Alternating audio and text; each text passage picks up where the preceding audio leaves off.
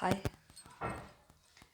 जीवन में ऐसे कई मोड़ आते हैं कि हम किसी को बिना समझे, बिना जाने किसी पर भी इल्ज़ाम लगा देते हैं, किसी को भी बुरा भला कह देते हैं या किसी से ताउम्र नफ़रत करते हैं। इसी पर मैं आपको एक छोटी सी कहानी सुनाती हूँ। किसी जंगल में एक चिड़िया अपने छोटे छोटे बच्चों के साथ रहती थी। एक दिन शाम को अचानक से बहुत तेज़ आंधी और तूफान आना शुरू हो गया। सब कुछ इधर उधर बिखरने लगा, सब लोग इधर उधर भागने लगे, पेड़ गिरने लगे। चिड़िया भी सोची कि मुझे भी अपने बच्चों को एक सुरक्षित स्थान पे पहुंचाना चाहिए, नहीं तो हमारे बच्चे इधर उधर हो जाएंगे तो हमसे बिछड़ जाएंगे।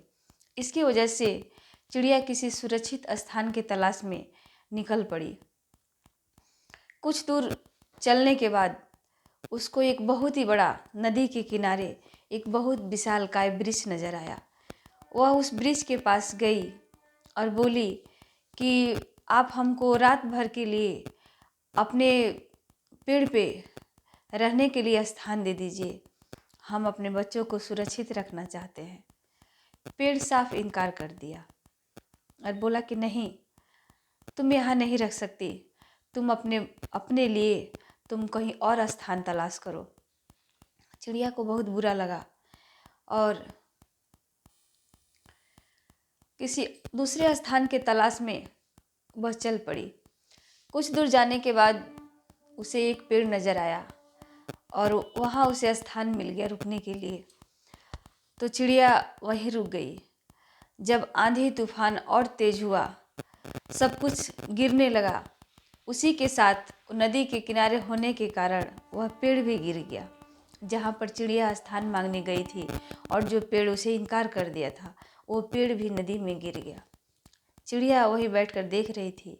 उसे बहुत अच्छा लगा और सोची कि चलो, इतना घमंड दिखा रहा था, अच्छा हुआ कि गिर गया। और उसे रहा नहीं गया। वह पेड़ के पास गई और बोली कि देखो, इसीलिए घमंड नहीं करना चाहिए। तुम इतना घमंड कर रहे थे, मुझे स्थान देने से मना कर दिया, अब देखो तुम गिरे पड़े हो। इसीलिए कहा जाता है कि जो जैसा करता है उसको वैसा ही फल मिलता है। पेड़ ने कहा कि नहीं, मैं तुम्हें बचाया हूँ।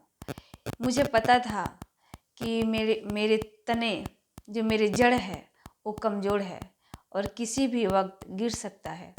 इसीलिए मैं तुम्हें अपने पेड़ पर स्थान देने से मना कर दिया था। अगर तुम मेरे पेड़ पे रहती तो तुम भी इसी नदी में मेरे साथ ही गिरी पड़ी होती और तुम्हारे बच्चे भी तुमसे बिछड़ गए होते। चिड़िया को अब बहुत अफसोस हुआ और अपनी गलती का एहसास हुआ। उसने क्षमा मांगी और बोली कि देखो, मुझे पता नहीं था, इसलिए मैं तुम्हें बुरा भला कह दी, मुझे माफ़ कर दो। पेड़ ने कहा कि नहीं, कोई बात नहीं, अगर तुम्हें मेरी बातों का इतना बुरा लगा हो तो क्षमा कर देना। इसीलिए किसी को बिना जाने समझे किसी को गलत नहीं समझना चाहिए।